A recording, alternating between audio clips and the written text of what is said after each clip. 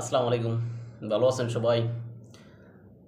আসলে বর্তমান বিশ্বের যেই ডোনাল্ড ট্রাম্প নির্বাচিত হওয়ার পর থেকে আসলে বিশ্বে যেই অবস্থা শুরু হয়েছে, বিশেষ করে বাণিজ্য যুদ্ধের দিকে বর্তমান বিশ্ব এগোচ্ছে। যেখানে যুক্তরাষ্ট্র অন্যান্য দেশের পণ্যের উপরে যেভাবে শুল্ক আরোপ করতেছে, আবার পাল্টা মানে পাল্টা পদক্ষেপ হিসেবে অন্যান্য দেশও আসলে যেভাবে হুমকি-দামকি দিচ্ছে। বিশেষ করে চীনের উপরে যে শুল্ক আরোপ করছে, চীন অলরেডি বলে দিয়েছে তারা এর বিপক্ষে হ্যাঁ শুল্ক আরোপ করবে। এমনকি তারা আন্তর্জাতিক যেই বাণিজ্য আদালত আছেন তারা সেখানে এখানে এটা নিয়ে মামলা করবে আর কি, যেন যুক্তরাষ্ট্র একতরফাভাবে এরকম কাজ করতে পারে না।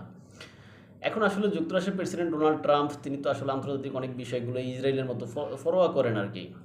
এখন তারা হয়তো একটা হুমকিও দেওয়ালায়, কেননা তারা আসলে বিভিন্ন বিশেষ করে জাতিসংঘের অধীনে যে সমস্ত সংস্থাগুলো আছে, হ্যাঁ ওই সমস্ত সংস্থাগুলোর সবচেয়ে বড় অর্থায়ন করে যুক্তরাষ্ট্র, বেশি অর্থায়ন করে।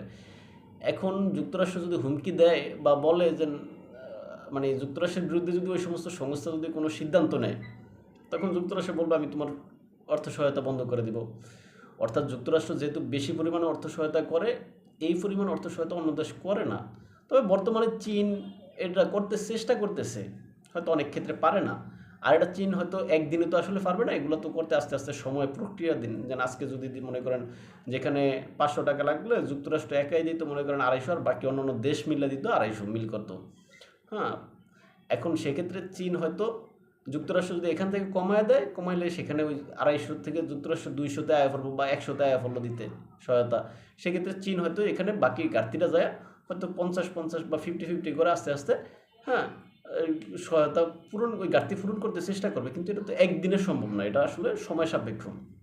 তাই আন্তর্জাতিক যে সমস্ত সংস্থাগুলো যুক্তরাষ্ট্রের বিরুদ্ধে আসলে সহায়তা নিতে মানে শাস্তি দিতেও চাইবে না, কেননা তারা হিসাব করবে এটা ক্ষেত্রে এই ক্ষেত্রে মানে যেহেতু যুক্তরাষ্ট্র ফান্ডিং করতেছে, সেহেতু যদি ফান্ডিং বন্ধ হয় তাদের বেতন আটকে থাকবে, সোজা কথা সেটা।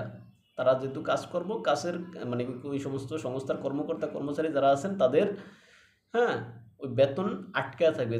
আর যেহেতু বেতন আটকে থাকবে, তাই তারা বেতনের ভয়েও তারা যুক্তরাষ্ট্রের বিরুদ্ধে আসলে সিদ্ধান্ত নিবে কিনা সন্দেহ। যাই হোক, সেটা সেই অবস্থায় থাকুক, বাণিজ্য যুদ্ধ না হোক বিশ্বে। হ্যাঁ, আর ওই কানাডার উপরে মেক্সিকোর উপরে যেভাবে ওই জন্য শুল্ক আরোপ করবে পূর্বে বলছে 25% করে, সেটা আসলে কার্যকর হয়েছে গতকালকে। হ্যাঁ, এখন চীনের উপরেও কার্যকর হয়েছে। এখন ইউরোপীয় ইউনিয়নের কার্যকর হওয়ার কথা ছিল, কিন্তু সেটা বর্তমানে স্থগিত আছে। যা সামনে কী হয় সেটা দেখা যাবে। আর যুক্তরাষ্ট্রের প্রেসিডেন্ট মিস্টার ট্রাম্প যে কথা বলেছিলেন যে গাজার বিষয়ে, যে গাজার হ্যাঁ যেই বাসিন্দাদেরকে তিনি অন্যত্র সরিয়ে গাজাকে পুরা মানে একদম এই যে হেভেন বানাইবেন, অর্থাৎ স্বর্গ বানায় ফেলবেন।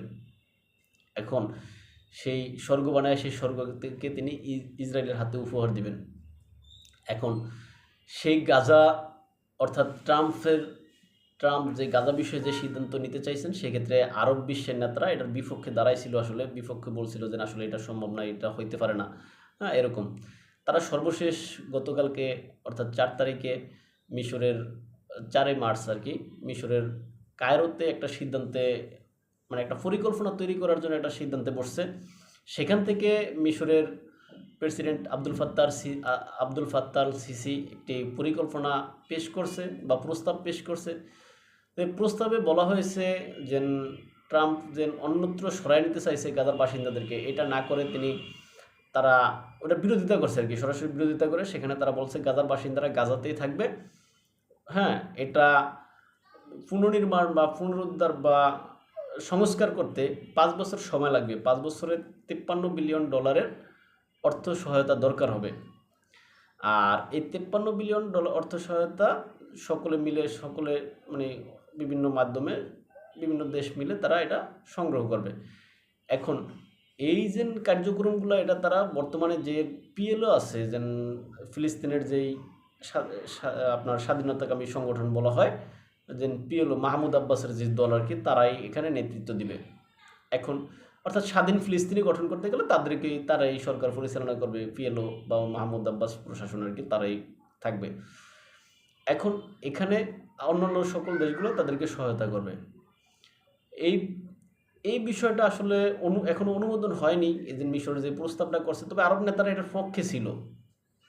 আর ওইখানে মিশরে যেই আলোচনা হয়েছে এই আলোচনার আসলে সবাই উপস্থিত ছিলেন আপনার জাতিসংঘের মহাসচিব এবং ওই ইউরোপ ইউনিয়নের নেতারা বা ইউরোপ ইউনিয়নের প্রতিনিধি এবং আরব বিশ্বের নেতাগণ উপস্থিত ছিলেন।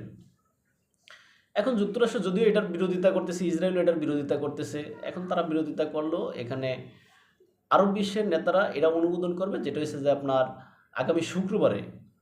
আগামী শুক্রবার এটার বিষয়ে মানে ভোটাভুটির জন্য বা এটার পক্ষে হ্যাঁ প্রচারণার জন্য আপনার মিশরের জেদ্দাতে, সৌদি আরবের জেদ্দাতে একটা বৈঠক হবে। যেন পররাষ্ট্র ওআইসির যেই আপনাদের ইসলামী সহযোগিতা সংস্থা আছে ওআইসি, ওই ওআইসির আগামী শুক্রবারের সম্মেলন আছে, ওই সম্মেলনে এই প্রস্তাবটা আসলে অনুমোদন হবে আর কি। কারণ সেখানে যদি অনুমোদন হয় তাহলে এইভাবেই গাজার পুনর্গঠন চলবে। এখন এই ক্ষেত্রে মিশর এই কাজগুলো তো আসলে একদিনে পারবে না, 5 বছরের একটা প্ল্যান নিছে। এই 5 বছরের প্রথমে তারা গ্যাস পানি বিদ্যুৎ লাইনগুলো এগুলো মেরামত, তারপর হচ্ছে গিয়া ওই যে অস্থায়ীভাবে কিছু ক্যাম্প নির্মাণ করবে যেখানে গাজার বাসিন্দারা বাস্তুচ্যুত যে সমস্ত বাসিন্দারা আছে তারা সেখানে আশ্রয় নেবে। তারপর আস্তে আস্তে আস্তে আস্তে তাদের ঘরবাড়িগুলো সেখানে মেরামত করা হবে বা নির্মাণ করা হবে। তো এর জন্য তারা 5 বছরের সময়ের একটা পরিকল্পনা নিছে। আর এইভাবেই গাজা ভূখণ্ডকে আসলে মেরামত বা পুনর্গঠন করা হবে। এখন যুক্তরাষ্ট্র কি বলে, যুক্তরাষ্ট্র কি এটার পক্ষে থাকে কিনা না, তারা যে হ্যাভেন বানাইতে চাইছে সেখানে সেই কথা যদি থাকে সেটা আসলে সময় বলে দিবে। আর ইউক্রেন রাশিয়ার যুদ্ধ তো আসলে জেলেনস্কি এবং ইউরোপ যেভাবে নত স্বীকার করে ফেলাইছে, সেক্ষেত্রে যুক্তরাষ্ট্রের প্রেসিডেন্টের আসলে জয় জয়কার। আর ইউক্রেন তার 20% ভূমি আসলে হারায়া ফেলাইছে, এটা আসলে উদ্ধার হবে কিনা সন্দেহ বলতে কি এটা না হওয়ারই কথা। কারণ রাশিয়া পূর্বেই বলছে, মানে রাশিয়ার আলোচনা শুরু করার পূর্বেই রাশিয়ার বলা আছে যে আমাদের দখলকৃত কোনো ভূমি আমরা ছাড়বো না, আমাদের দখলকৃত ভূমি বাদেই আমরা আলোচনায় বসবো। এখন এই ক্ষেত্রে হয়তো ট্রাম্প এটাতেই মানে রাজি হয়ে গেছেন, কেননা মনে হয় রাজি হয়েছেন, কেননা তারা তো এই বিষয়ে এখনও কিছু বলে না। তারা ওই কথাই বলছে যে মানে বরং তারা জেলেনস্কিকে দোষ দিচ্ছে, জেলেনস্কি রাশিয়ার শর্ত মানে না বা রাশিয়ার প্রেসিডেন্টের সাথে কথা বলতে ইচ্ছুক না বা সেখানে ছাড় দিতে ইচ্ছুক না, এরকম কথা কিন্তু বলছে। এখন সেখানে ওই 20% ভূমির হয়তো অধিকার ইউক্রেনকে ছেড়ে দিতে হবে, জানি না কি হয়, দেখা যাক। আবার দেখাবো অন্য কোনো ভিডিওতে। ভালো থাকবেন সবাই, আসসালামু আলাইকুম।